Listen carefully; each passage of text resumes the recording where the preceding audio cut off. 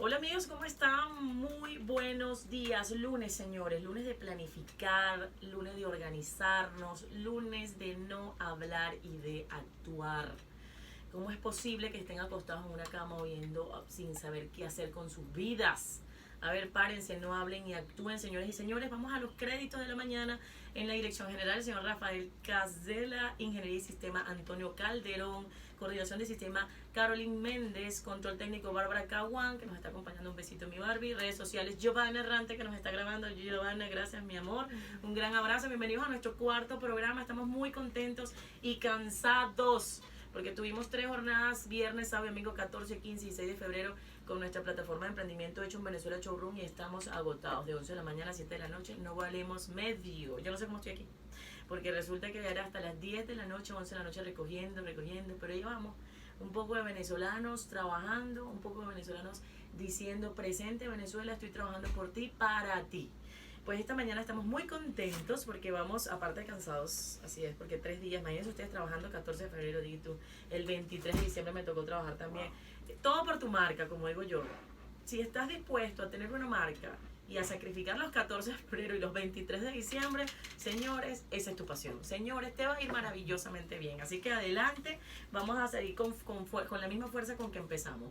A ver, mira, estamos viéndonos a las cámaras. ¿Cómo están? Él es Leonardo Soto, señores, tiene una cuenta fantástica, tienen que seguirlos. Es economista y doctor en gerencia. Eso lo digo con mucho orgullo, porque no todos son doctores, señores. O sea, es muy coloquial llamar a alguien: ¿cómo está, doctora? ¿Cómo está, doctor? Sobre todo los abogados los llaman mucho doctores. Sí. Y yo pues me quedo calladita, más bonita, pero gracias por el doctor. Yo empecé 4 seminarios del doctorado y no lo terminé. Este señor que tengo aquí al lado lo terminó. Terminó su seminario en el doctorado y me alegra muchísimo. Lo explicaba en mis redes sociales. En el posgrado tienes 4 niveles: especialización, maestría y doctorado y postdoctorado. Por eso que admiro mucho que hayas terminado, Leonardo. Me da muchísimo gusto tenerte aquí. Es economista, porque lo trajimos fue por eso. Leonardo, te cuento algo. El fin de semana pues no nos fue muy bien en venta a algunos, ¿sí? A otros sí les fue bien, como todo, ¿sabes? Como que el mercado se mueve a lo necesario, a lo que necesito comprar en el momento. Por ejemplo, las niñas de traje de baño parece que vendieron, unas sí, otras no, porque también el precio influye muchísimo. Hay una emprendedora amiga, Carolina Cepal, te mando un beso, mi caro. Ella me comentaba: oye, como que no nos conviene mucho que baje el dólar, porque cuando baja el dólar o sube, el mercado se para, ¿sabes? Y el mercado no compra. Entonces, bueno, te repito, el fin de semana fue productivo porque estamos apostando mucho a la postventa, estamos apostando a que nos vean, a exhibirnos, pero en cuanto a facturación no fue tan impactante, ¿no? También tuvimos un hallazgo con un fin de semana con el CCT, que aparentemente tenían unos ensayos militares, la gente en la Carlota, y bueno, esa parte influyó en que haya como ciertas personas que no vinieran a visitarnos, ¿no? Pero, oye, explícanos un poquito a nivel de economía, Leo, y ya no hablo más porque hablo mucho. ¿Por qué el impacto tan feroz? O sea, ¿por qué la inestabilidad tan profunda? ¿Por qué hoy sí estamos bien y mañana no? Pues háblanos un poquito y danos un estímulo, a ver, porque nos vas a dar muchos tips de cómo salir adelante en estos tiempos tan turbios. No, agradecido por la invitación, primero que nada. De verdad que es un placer estar acá con ustedes. Contexto puntual de lo que ocurre en Venezuela. Yo creo que ya tenemos todos que internalizar el hecho de que nuestra economía ha sido inestable en los últimos 20 años. Total. Inestabilidad que se ha afianzado en los últimos 7 años y que lamentablemente va a seguir siendo inestable en los próximos 2 o 3 años, mientras se reajustan las variables que le permitan al consumidor, 1, recuperar su poder adquisitivo, 2, disminuir las expectativas negativas que hay con relación a producción y consumo, y 3, la proyección de calidad de vida que tiene el venezolano en el corto plazo. Lamentablemente nuestra sociedad en este momento está en estado de alerta, ¿okay? Lo estuvo el año pasado, lo estuvo el año antepasado, pero en este momento hay un estado de alerta. En este momento estamos hablando en este ya trimestre. Vamos a tomar el último trimestre del año 2019, el primer trimestre Correcto. del año 2020. Correcto. ¿Por qué está en estado de alerta? Hay un proceso progresivo de, no digamos dolarización, porque la economía venezolana no está dolarizada. Hay un fundamento de libre convertibilidad que se anunció a través de la modificación de la ley de ilícitos cambiarios y que inicia con la introducción progresiva de dólares a la economía de manera informal y euros a través de lo que el Banco Central le liquida a la banca para créditos y el otorgamiento a través de las mesas de cambio, que ha hecho que algunas personas tengan más capacidad de compra, pero no necesariamente representan mejor poder adquisitivo. Por eso es que tú estás viendo ahora una subeconomía estrictamente definida para un grupo de personas, por ejemplo, los bodegones. Dos, ciertas marcas de prendas de vestir que están teniendo una movilidad importante. Tres, algunos servicios independientes de los públicos que dependen necesariamente de la estructura del Estado, como por ejemplo el Internet. Ya no se depende solo del Internet CanTV, ahora vamos al Internet satelital con proveedores terceros. Y otra serie de servicios que son conexos a esta libre convertibilidad y posible dolarización que le está permitiendo a un grupo pequeño dinamizarse en la economía. Yo te voy a hablar, nosotros somos un grupo pequeño, somos mediana empresa o pequeña empresa, la mayoría de los que evidentemente estamos en la plataforma de Hecho en Venezuela, Showroom, y bueno, para nosotros la dolarización ha sido maravillosa, ¿sí? Si bien es cierto, la gente nos ataca mucho, Leo, te lo comento para que más o menos también nos ayudes. ¿Por qué aumentan los precios en dólares? Que es la principal variable que existe, ¿no? ¿Por qué me aumentan? Mire, señores, le voy a hablar como fabricante. O sea, la materia prima nos aumenta. Y al aumentar mi materia prima, lamentablemente yo tengo que aumentar el producto, ¿sí? Eso es parte de la distorsión que estamos viviendo hoy. El concepto clave. Mencionaste el término dolarización. Repito, la economía venezolana no está dolarizada. ¿Por qué? Cuando tú recibes un dólar, tú estás pensando cuánto vas a recibir en bolívares por ese dólar para poder tener materia prima suficiente, la que tú necesitas obviamente para tu producción. Es decir, el venezolano recibe dólares pensando en bolívares. Y cuando tú recibes dólares pensando en bolívares, tú automáticamente estás haciendo una relación directa con tipo de cambio, paralelo u oficial, que en este momento el gobierno, el Banco Central intenta elevar el tipo de cambio oficial por encima del paralelo como una medida necesaria que atraiga divisas hacia sus arcas para poder fortalecer las reservas internacionales. Ok, yo le decía a Leonardo que, oye, para nosotros los emprendedores hay una dolarización porque tú pagas tu materia prima en dólares, pero tú me explicabas que evidentemente la protección la hacen en bolívares y ahí es donde está la distorsión, ¿cierto? Claro, mira, cuando nosotros desde el punto de vista económico pudiésemos afirmar que existe una dolarización formal, tú pudieses, por ejemplo, introducir tu tarjeta de débito en un cajero, ¿okay? Y solicitar dólares y el cajero te entregaría dólares, ¿okay? Pero eso no ocurre. Correcto. Tú sacas efectivo y son bolívares. La tasa de cambio que se maneja en las mesas de cambio es una tasa asociada obviamente a la que se supone es compra-venta, pero está relacionado estrictamente con cantidad de bolívares de dólares en reservas internacionales y dólares en circulación, en este caso son euros. ¿Qué pasa acá?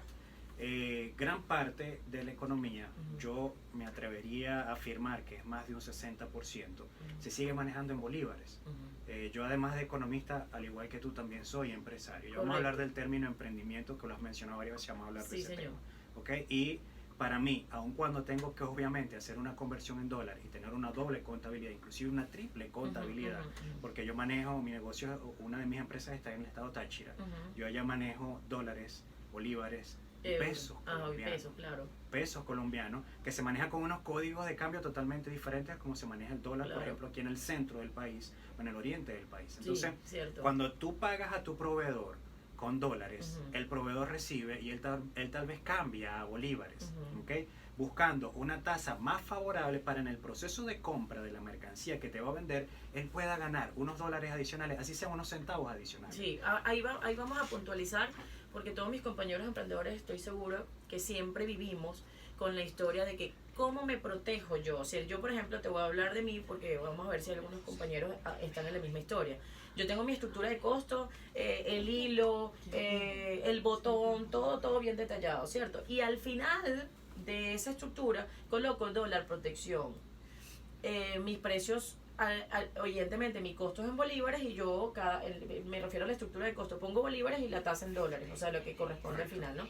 ese dólar protección, ¿cómo lo puedo manejar, Leo? O sea, ¿qué nos recomiendas tú a nosotros? O sea, colocamos los bolívares a 100.000 como hacen algunos usureros hoy por hoy, y los llamo usureros con todo respeto porque al final, oye, es muy fuerte cuando te colocan un bolívar tan alto y te sube el dólar de Mira, forma... el dólar protección no existe una regla para definir un dólar Correcto, protección. no existe, Porque estoy de acuerdo obviamente contigo. eso depende del principio de riesgo que cada uno maneja desde la actividad económica que desarrolla. Correcto. Porque Pero el principio de riesgo, ¿qué harías tú? O sea, que yo soy tu hermana y me dices, oye, hermana, hágalo así.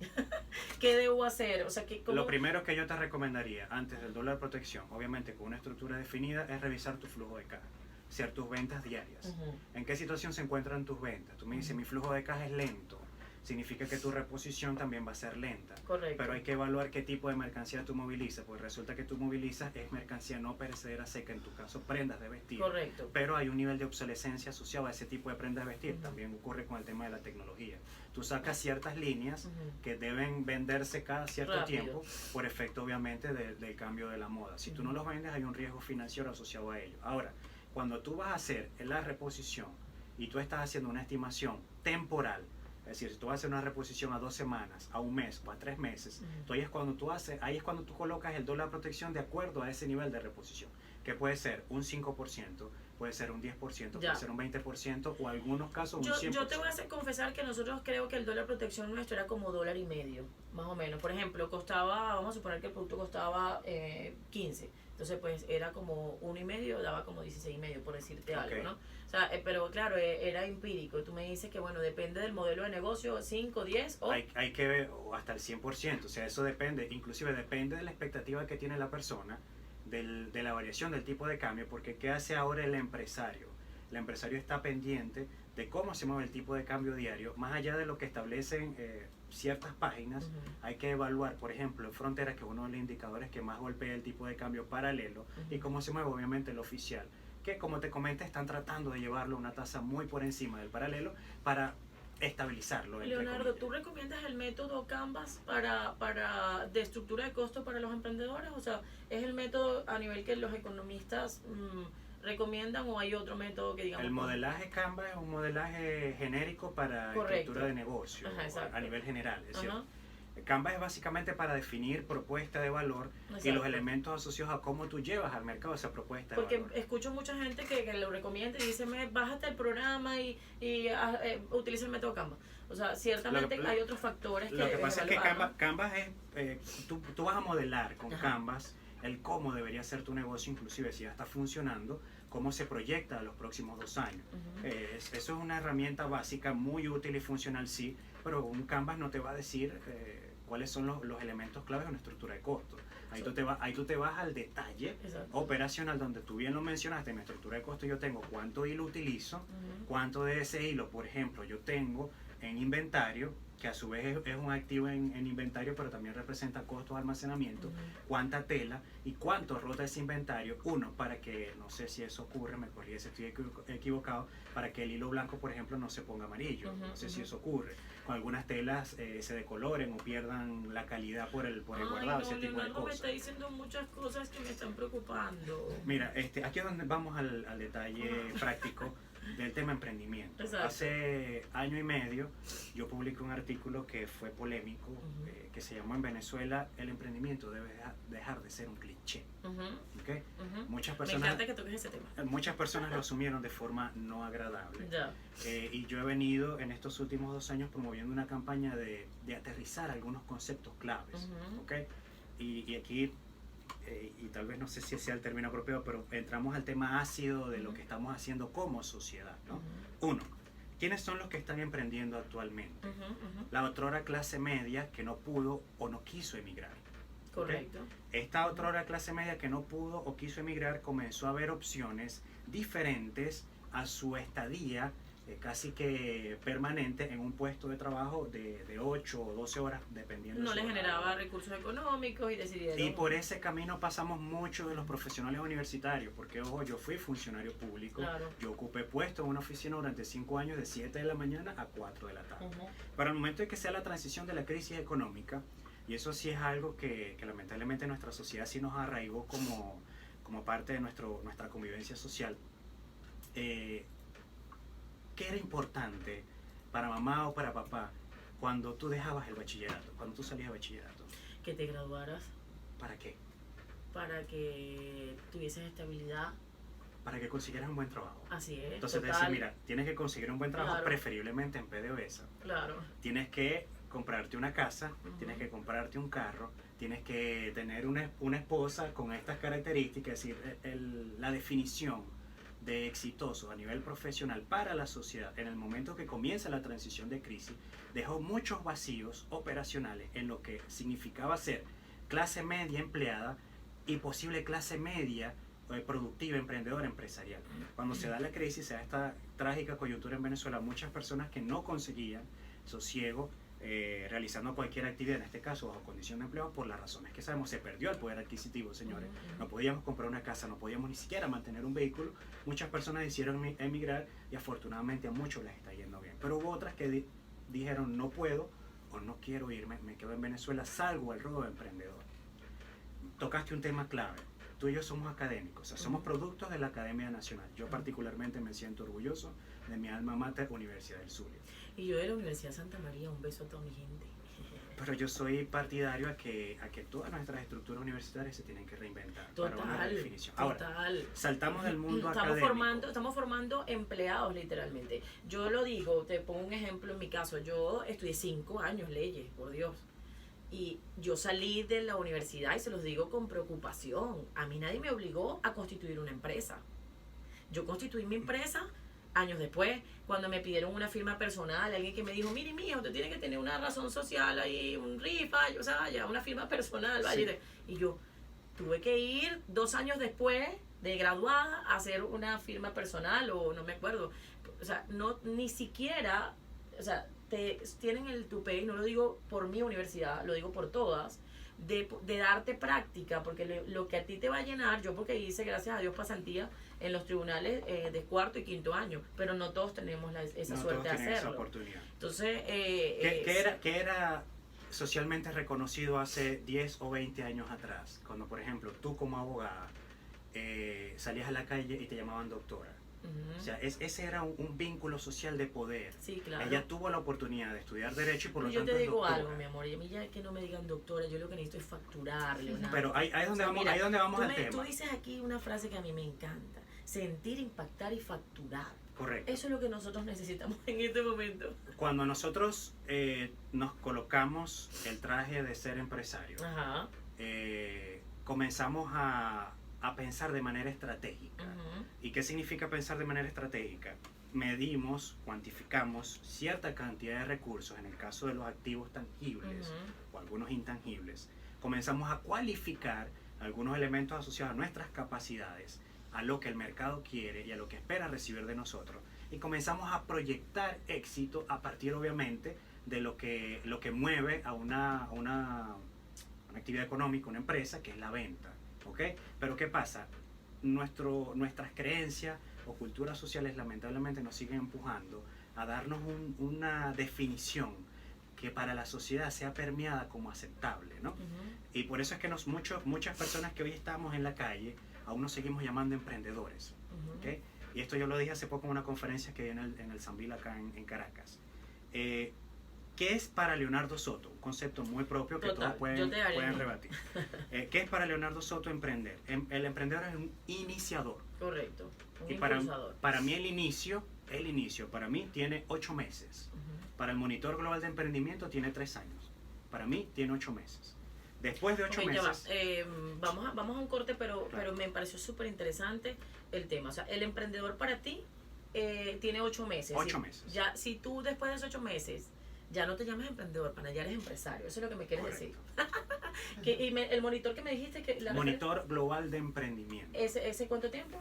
3 años. 3 años. Ay, chico, yo todavía soy emprendedora. A mí déjame como emprendedora entonces. Un abrazo, nos vemos en el próximo corte y nos van a quedar temas pendientes.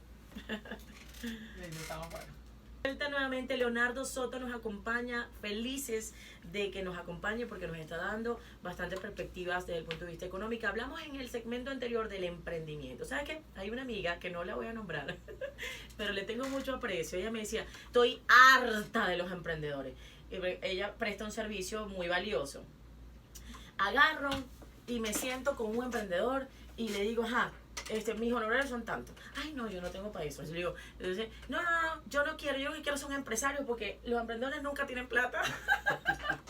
Entonces me dio mucha risa porque desde su óptica, pues evidentemente está muy trillado el nombre, si lo han pisoteado, si la palabra es la correcta, porque tú dijiste muy bien, para mí igual el emprendedor es un impulsador. Es decir, yo tengo una idea y quiero echarle pichón. Yo soy una emprendedora nata porque vivo emprendiendo casi que mensualmente cualquier idea, ¿no?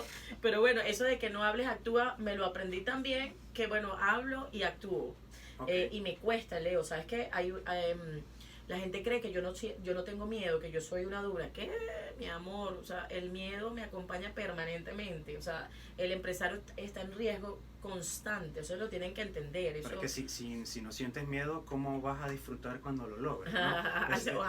Esas son emociones básicas, sí, que un poco en lo que he tenido oportunidad de investigar con relación al comportamiento humano, que está muy relacionado actualmente con el tema metaeconómico, que es un área de la economía que se está trabajando actualmente desde el punto de vista del comportamiento. Inclusive, 2 economistas ganaron reciente el Nobel de Economía por escribir acerca de lo que las personas piensan y cómo generan consumo a partir de eso, cuando aún la economía dura, la macroeconomía se está manejando desde las métricas, por ejemplo, como el Producto Interno Bruto, agregados de inflación, o que asocian el desarrollo estrictamente a la tenencia de cierta cantidad de capital para el funcionamiento de demanda y oferta. Por ejemplo, el caso de un país religioso como Bután, que en los años 70 desarrolla un indicador distinto al que desarrolla al comúnmente aceptado por la Academia Económica, el Producto Interno Bruto. Esta sociedad de Bután, que tienen pocas riquezas materiales, desarrollaron la felicidad interna bruta. Imagínate, en los años 70, 80, que se traslada a la actualidad, felicidad interna bruta. Entonces ahí es cuando tú comienzas a percibir el hecho económico desde el punto de vista de lo que las personas están pensando, están sintiendo, que sí tiene relación, ojo, con la cantidad de recursos disponibles en la economía para generar aparato de movilización de bienes y servicios suficientes para satisfacer las necesidades, 1, básicas que garantizan una vida digna, 2, necesidades superiores que ya van dependiendo de la expectativa de calidad de vida de las personas. Entonces, ¿qué pasa con el tema emprendedor? Creo que los emprendedores que están en la calle, que están en el ruedo, no han entendido el nivel de responsabilidad que tienen con el desarrollo del país. Tú hace rato comentaste en el caso del emprendedor que ha salido al ruedo aquí en Venezuela por un tema de que, bueno, el salario no me da y estoy tratando de ver si gano nuevos recursos, ¿no? Yo voy a hablar por mí y por muchos. Yo tenía un sueño de tener mi propia marca y de tener mi propia empresa, ¿sí? Y de lograr 2 cosas, independencia financiera y independencia de tiempo. Esa era mi meta y sigue siendo mi meta, ¿sí?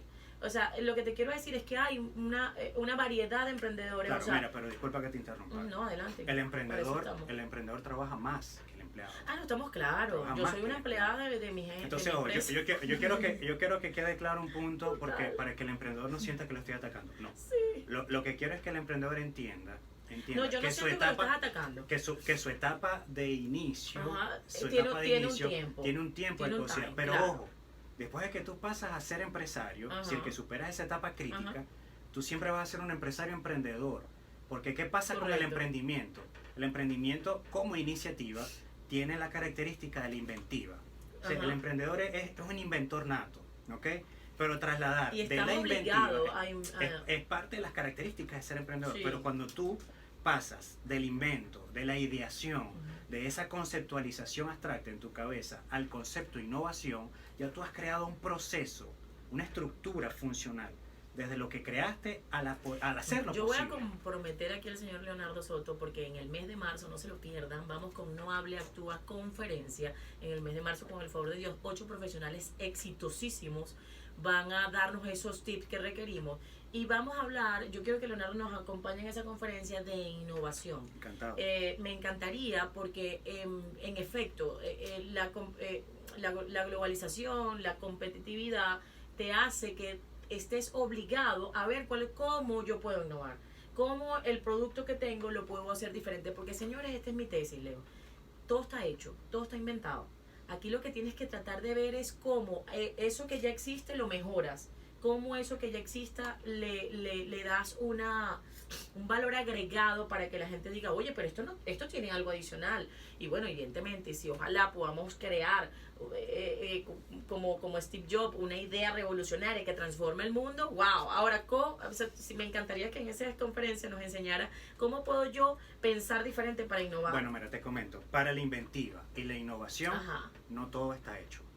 Exacto, tienes razón. En tu segmento, en nuestro segmento, que obviamente nos manejamos allí a diario, sí ya hay muchas cosas que están definidas. Que ya están avanzadas, pero tú me dices a mí, todo está hecho. Aún se está investigando en temas de nanotecnología, robótica médica, el tema de la tecnología 5G, por ejemplo, de conexión a internet, que hasta hace un año atrás parecía, hace 2 años. Esos son productos que transformarían el mundo. Ahí es donde evidentemente... Ya vamos a ese nivel. Inclusive la concepción de la economía desde el punto de vista Tienes naranja. razón, yo me refería a que todo está hecho en el tema de, por ejemplo, un vestido.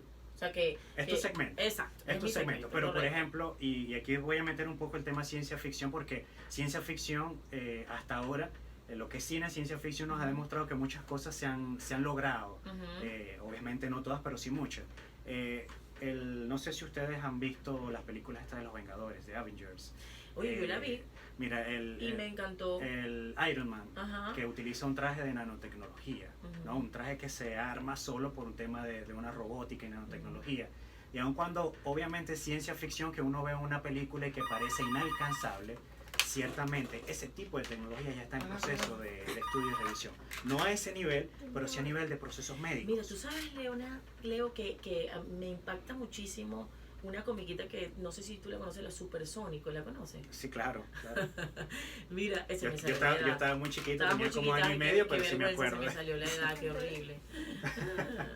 Mira, yo no veo una serie comiquita, como lo quieras llamar, más innovadora que esa. O sea, ella te transportó en el futuro de una forma que hoy todavía los elementos de esa ciencia ficción, como la llamas tú, no existen. ¿Recuerdas? La mujer, el aparato que tú entres y te cambia automáticamente a las mujeres, por ejemplo. ¿Recuerdas Volver al Futuro? Sí, más o menos. Volver al Futuro 2, en una parte de la película, en una escena de la película, sale un holograma de un tiburón, que es una publicidad. ¿Okay? Y obviamente el muchacho, al ser viajero en el tiempo, no entendía la tecnología, el tiburón salta y parece que lo va a atrapar. En Asia, en Japón, exactamente, hay un personaje, creo que se llama Miku, no estoy seguro. Es una cantante, ¿ok? La cantante llena estadios, vende mercancía muchísimo. O sea, es una locura comercial. Y está generando un poder económico significativo para un grupo de empresarios asiáticos. ¿Cuál es la característica de esta cantante? Que no existe, es un holograma. Entonces tú vas a un concierto de ese personaje, en donde tú ciertamente vas a ver a alguien bailando y cantando, pero lo que tú tienes allí es un fondo negro y un holograma que parece que en efecto fuese una persona real, una persona viva, y no existe. Wow, qué fuerte. Entonces, ese tipo de elementos, un poco asociado a lo que te estaba comentando con la relación de la economía naranja, la economía azul y todas estas nuevas tendencias que se están manejando en materia de economía. No, a mí que me hable que es la economía naranja y azul. Mira, nos llevan a reestructurar nuestras creencias económicas y empresariales. El empresario tradicional, que ya tiene 60 años operando en Venezuela, tal vez un señor de 70 años, con un capital importante, y cuando te hablo importante estoy hablando que en los últimos años, con crisis o no crisis en Venezuela, ha logrado acumular más de 20 millones de dólares, por ejemplo. Entonces él sabe que en este momento tiene que hacer una transición de la operación tradicional, que son los procesos verticales en la organización, donde la comunicación tiende a ser unidireccional, a procesos horizontales, donde hay bidireccionalidad en la comunicación. Aquí ya estamos hablando de gerencia, señores. Mira, ya nos está hablando de horizontalidad. Donde la comunicación es mucho más flexible, donde inclusive los millennials y las generaciones que vienen de relevo tienen una participación en la transformación de los procesos. Nos quedan 2 minutos, Leo. Pero me encanta que toquemos el tema de los millennials porque son los señores compradores del futuro. Así que vamos a tener que hablar de ese punto que es tan importante. Nos vemos en el próximo corte. Un placer, Leonardo. Muchos temas de gerencia, de economía, pues vas a tener que volver. O van a tener que ver a Leonardo en las conferencias No Hablen, Actúa, conferencia de marzo, que va a impulsar la industria del éxito. No se la pueden perder, por favor.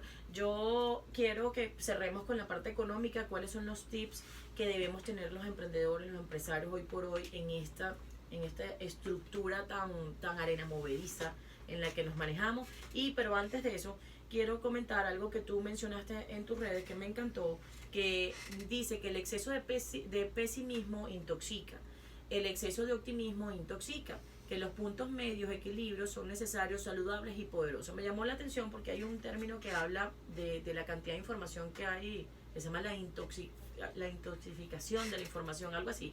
Y yo cuando vi tu comentario, digo, oye, de verdad que Leonardo tiene razón, porque muchas veces me acusan a mí por decirte algo, no me acusan, sino que dicen, oye, esta mujer sí es optimista, y vive en un exceso de optimismo. Y te lo digo, Leonardo, con franqueza, hay momentos en que lloro, hay momentos en que no puedo más, hay momentos en el que llamo a una amiga que se llama Carolina, a Sandy, a otra amiga que son emprendedoras también. Oye, ellas ya tienen 15 años en este negocio, ¿no? Y ellas me levantan el ánimo y me dicen, no, vale, ya, tú vas a ver que eso la semana que viene va a ser mejor, pero caes, ¿sabes? O sea, entonces ciertamente es mentira que tú estás, en alfa completamente, que estás, feliz todo el tiempo. No, tienes unos bajones importantes, y no es que es exceso de energía ni de optimismo, sino que yo comprendí que si me siento mal, pues entonces el único mecanismo que tengo es tirarme por el puente, y no lo quiero hacer.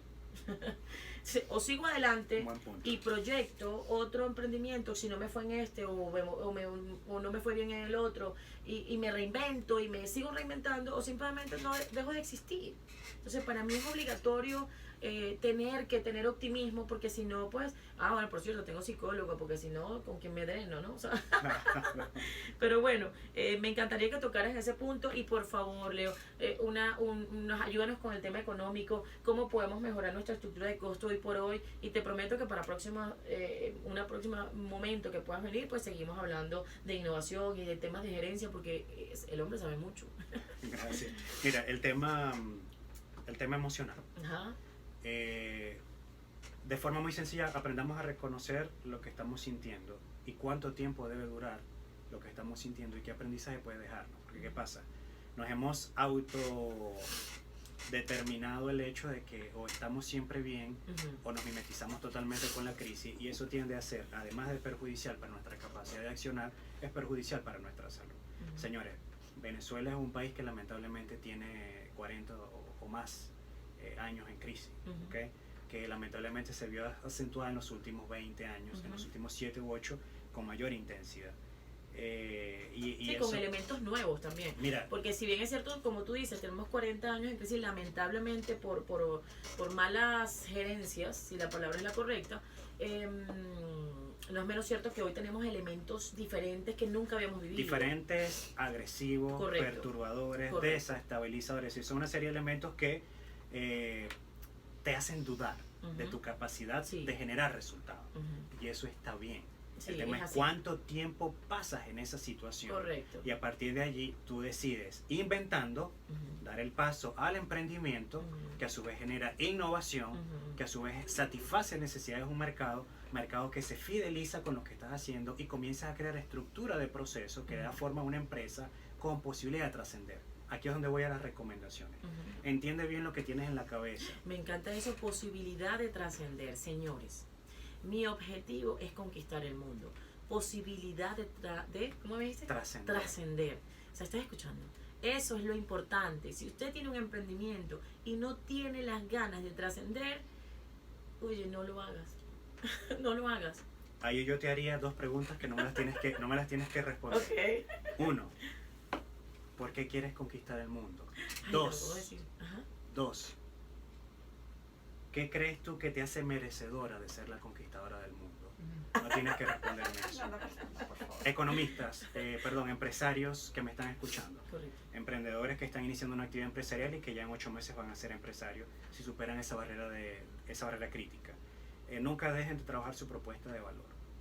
Su propuesta de valor está asociada a lo que el mercado percibe de ustedes como elementos diferenciadores que le permitirían fidelizarse con lo que ustedes venden, más allá de una prenda, más allá de un activo, más allá de un servicio específico. Es el por qué van a continuar con ustedes cuando la competencia en el país se recupere y haya mayor cantidad de oferentes en las que se compita no solamente por precio, que lamentablemente en este momento solo estamos compitiendo por precio, sino por otros elementos asociados a una economía que ya ha recuperado su poder adquisitivo. Así que no dejen de trabajar su propuesta de valor, de reinventarse, conscientes de lo que implica para ustedes la trascendencia, que no es lo mismo para todos, ni éxito es lo mismo para todos, es decir, no es el mismo concepto para todos. 2. No teman reconocer que hay fallas en sus procesos. Y hay una pauta clave en el tema de ser emprendedor, empresario con una estructura que ya comienza a ser una pequeña o mediana empresa, cuando ya personas comienzan a depender de la estructura que creaste, la estructura empresarial y de tu capital. Sepan diferenciar lo que es autoempleado, ¿okay?, de administrador de una unidad económica llamada pequeña o mediana empresa, donde obviamente tu cantidad de horas de dedicación y tu cantidad de capital y tu cantidad de esfuerzo debería estar asociado a la cantidad de productos que tú generas para que la economía los reciba e inclusive te pueda demandar más. Si ustedes creen que pueden hacerlo solos, siempre van a fracasar.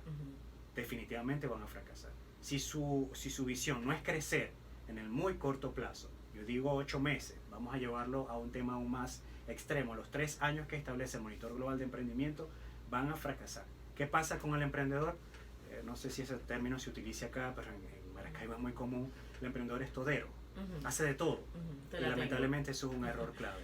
2. Nos quedan 2 minutos. Bueno, finalizamos con esto. Estructura de costo no es un tema sencillo que podamos tocar Correcto. acá, ¿okay? Pero en este momento tienen que llevar una definición clave entre lo que ustedes son económicamente en bolívares y lo que son en dólares, ¿okay? Porque en los próximos meses para la economía van a ser decisivos en cuanto al tema de una posible dolarización y una dinamización de otras divisas. Coño, nos quedó tantos temas. Por ejemplo, se está rodando, ojalá que nos dé chance de comentarlo, se está rodando el tema de que la banca se está dolarizando. ¿Qué sabes de eso, porfa, antes de que nos vayamos rapidito? El Banco Central necesita dólares. Ajá. Y de aprobar, que de hecho ya un banco lo está ofreciendo. Los depósitos en divisas irían a las arcas del Banco Central para fortalecer las reservas internacionales, así que no es extraño que eso ocurra, pese a que existen unas sanciones internacionales sobre las operaciones financieras de las actividades que realiza las personas que controlan el Poder Ejecutivo. Entonces todavía tampoco es seguro hacerlo. Eso comienza a caminar a nivel de procesos. Correcto. De aceptación del agente económico. Hay de la una persona, brecha. ahí hay un diferencial. Ya te comprendí. Le entendí porque recién había una conferencia al respecto y yo dije, oye, me encantaría. Y no hablamos de la contabilidad en Petro, Leonardo. Eso es un mundo. Eso es un mundo. Sí. Eso, bueno, vamos a tener que volver, definitivamente. Leonardo, ha sido un placer tenerte. Muchísimas gracias. Nos faltó tiempo, te lo dije antes. Yo dije, mira, yo a veces digo, tengo 1 hora y creo que en esa hora no voy a tener ni siquiera de qué hablar y resulta que al final me faltan tiempo para poder terminar. Muchísimas gracias. Tu cierre final a todos los emprendedores. Estoy encantado de haber estado acá, de haberte conocido. Mis redes sociales para aquellas personas que quieran seguirme, Leonardo J. Soto G. Leonardo J. Soto G. Eso es Twitter, Instagram. Allí siempre estoy compartiendo mis ideas, tips, y también estoy en contacto con ustedes, las personas que me escriben por allí, yo les respondo personalmente. Oye, muchísimas gracias. Yo lo voy a volver, ya quedé encantada con su cuenta, quedé encantada con él como profesional, además que nos diste cosas muy importantes para seguir avanzando en nuestro proyecto. Muchísimas gracias por estar en nuestro cuarto programa. Felices, por favor síganos en la industria del éxito, @hecho en Venezuela Showroom, y bueno, @merarigago33, vamos a meternos allí, y @Gago Collection.